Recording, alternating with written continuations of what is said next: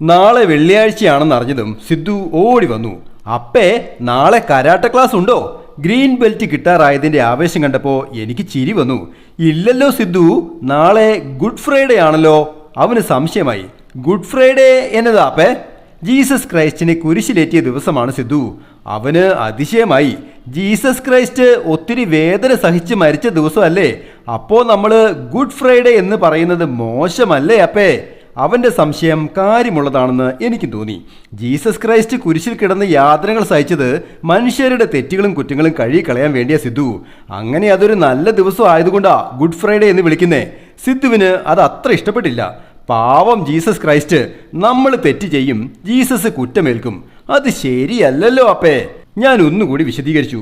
മോനെ, ആ ത്യാഗം നമ്മളെ നന്നാക്കാൻ വേണ്ടിയായിരുന്നു. 2 ദിവസം കഴിഞ്ഞ് ജീസസ് ക്രൈസ്റ്റ് ഉയർത്തെണീക്കുന്നുണ്ട്. ആ ദിവസമാണ് ഈസ്റ്റർ.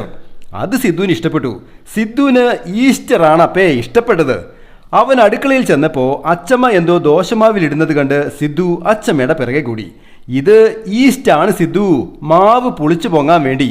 സിദ്ധു പുതിയ ഒരു കാര്യം കൂടി പഠിച്ചതുപോലെ പറഞ്ഞു. അപ്പോ ദോശമാവ് പൊങ്ങാൻ ഈസ്റ്റ്, ജീസസ് ക്രൈസ്റ്റിന് പൊങ്ങാൻ ഈസ്റ്റർ.